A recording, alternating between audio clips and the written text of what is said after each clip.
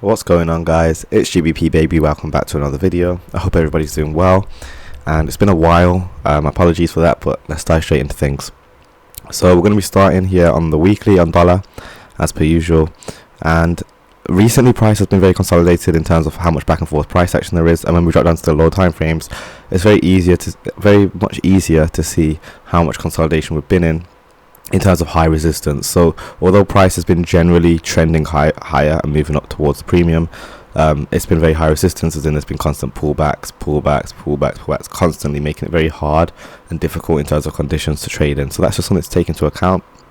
But nonetheless, looking at the weekly, I'll start on the monthly. There is a swing low from the previous month, as in May, not June, but 2 months ago in May. The low of that I'm looking for price to potentially trade into. So this is where my draw on liquidity is. I'm expecting price to try and trade up in towards that, and then if we drop down to the weekly, you'll see that's also lined up with this bearish order block, and that would nearly actually hit the open of that as well. So I'm expecting us to trade inside of this range, when I would then expect either some kind of reversal or price to slow down in general. But generally speaking, I'm expecting that the weekly should be able to expand to the upside and trade in towards that monthly low I was talking about. So let's go to the daily. You can see we've gapped higher, showing quite a lot of bullishness on dollar, and then you can see there's a nice big volume imbalance right here that price I'd like to see try and fill. So moving into Tuesday, it'll be nice to see if price can trade into this. So let's get that delineated as a volume imbalance, and then you can see again we got the low of this bearish order block and then this fair value gap here. So technically there's imbalance between here and all the way up here, and it'd be nice to see if price can fill the entire thing. But first my main target is going to be seeing this volume imbalance get filled, and then once that's got filled, depending on how price is acting, whether it wants to reverse or continue, I'd either want to see it trade higher into that monthly low I was talking about up here, or I'd want to see it pull back inside of itself and pull back into the range. So let's go to the 4 hour, and again you can see that very high resistance, and as far as I'm concerned, price should be able to continue stepping up, and the reason for that is because of how many bullish order blocks are being respected. So here bullish order block has been respected, here bullish order block has been respected, here bullish order block has been respected,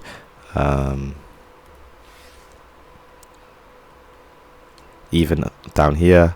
So we're seeing a constant stack of price building all this resistance. So even if price was to reverse right now, it should have a very hard time getting through all this. So as far as I'm concerned, what they're doing is building in I'm seeing this as sponsorship, basically. They're basically sponsoring price to trade higher because they're building almost this defense in the sell side for price to fail to get below it. So as far as I'm concerned, price shouldn't be able to reverse into this, and I'd like to think that this is going to show its strength, and if anything, we should be able to see price continue to rally, trade into our volume imbalance I was talking about, and potentially start reaching into that high premium I was talking about up here. So I hope that will make sense, but that's the way I'm looking at it. I look at it in a much more practical way, in that if they're going to be doing all of this back and forth price action between this range, as in between this low and this high, as far as I'm concerned, price shouldn't be able to trade back through on the downside with ease. If it's going to, it needs to reach some kind of premium, maybe above these highs or in our volume imbalance, and then we need to see a clear reversal, and we haven't had that yet, so there's no reason to anticipate anything else. And then what we can also look at is the current trading range. So if you look at this high to this low, you'll see we're at the 50% level, where we might get some kind of drawback, which is what we anticipate. Considering it's only just gone Monday, we do anticipate some kind of low to get created. So with that taken into account, I wouldn't mind seeing some kind of run on stops, and what I mean by that is maybe they engineer a low, or we do see price pull back deeply. However, overall, I'm looking for price to trade higher and try again look towards that volume imbalance, and then you'll see the low of that monthly I was talking about is actually lined up with the 75% level of the current trading range. So you can see how lots of things are, adding up with one another as to why I'm drawing this bias. So yeah, moving to tomorrow, the lowest I want to see price trade, ideally, again, we got this nice fair value gap here with a mitigation block, low, high, higher, low, large expansion. We've got a large candle here, so it'd be nice to see if price can tap into this high, and then if it does, I'd like to see a reaction off the back of it, ideally. So yeah, maybe create the low here and then continue to rally to the upside. That would be ideal for me, but again, we need to give it a chance because of how much high resistance there is right now.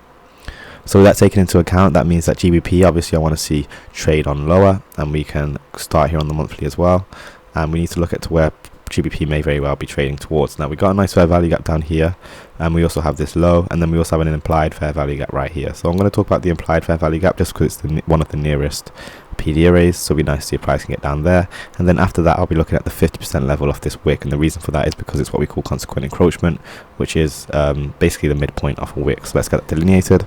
Please excuse the noise. And then if we drop down to the weekly, we should be able to find some bearish order blocks to go off the back of. So we haven't quite created a bearish order block, as in we haven't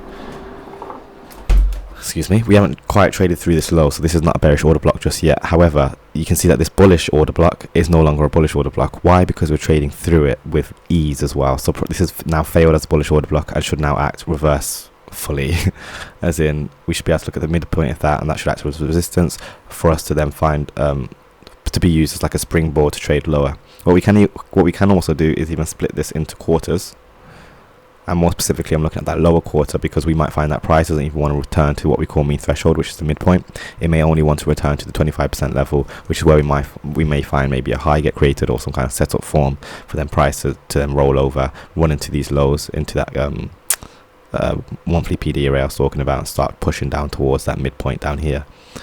So I hope that will make sense. Let's go to the daily.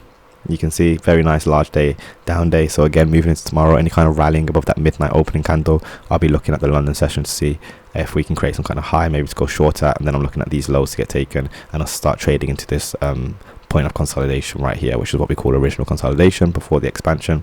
So pretty classic in terms of price action right there. And then we got sell stops residing below these lows. So pretty simple. It's looking quite clean considering, but we just have to obviously wait. And then again, I'm looking at, this is more of a breaker, high, low, high, high, displacement. This was the point of displacement. So I'm looking at this last down close candle as a point where if price trades into that or gets above there, I'd be looking for shorting opportunities, stop loss above here, with the expectation that price will be able to run out the sell stops below here, because I doubt price is going to be able to pull back through it after what we just saw on dollar. After, again, we're seeing bearish order blocks stacking, so we're seeing a constant respect of bearish order blocks like here, and we're seeing constant rejection. So as far as I'm concerned, we're bearish until proven otherwise, and so I'm looking for these lows to get taken. So that's everything on pound. I hope that will make sense. I'll do the daily dividers and everything tomorrow. I'm just pretty much laying out what I need to have on the charts for this week, and then we're going to finish up on Euro USD right now. And you can see Euro looks disgusting, and I say that because look at how range bound we are. We've been staying in this same range for like since Thursday last week now, so it just looks disgusting. I don't even want to deal with it, to be honest. But let's go to the monthly nonetheless and try and see where we want to see price potentially draw down into. And then similar to dollar, if anything, I'm looking at this large wick and I'm looking at the high of it, sorry, because as far as I'm concerned, price should be able to tap into that and use that as some kind of PD array in the discount. So we go to the weekly, not really much movement. There's a nice bullish order block here, so more reason as to why I want to see price trade down into that. Otherwise than that, it's going to try and I would like to see it try and fill the fair value gap, which is currently trading within, which is right here. And then if we look at the midpoint of this fair value gap, you can see that price is kind of messing about around that. But once it gets below it, it should be a much easier and cleaner run, assuming it does. And then it should be able to run down to the low of the fair value gap and tap into the high of this, and then this would be out of reach. So there's a few things we can pay attention to in that case. And then obviously we have a nice inversion fair value gap right here as well. So we've just traded through this as of recently, as in Monday, traded to the low of it. So as far as I'm concerned, 50% level should be able to hold price. We may rally a little bit over it, but generally speaking, I think I'd like to see it struggle within this range and then roll over, fill the fair value gap, and start working towards our more deeper discount PD arrays. And again, I'm looking at that bearish order block stacking here.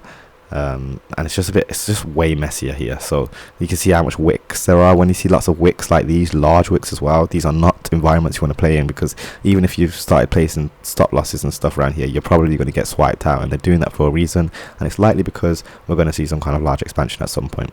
So that's just something to take into account. I'm also looking at the other side. I'm looking at the down close candles like here, and looking at how price is acting off the back of it. So if you look at the down close candle right here, drag that through, you can see our price is still tapping into it and using it as a point of resistance like we did here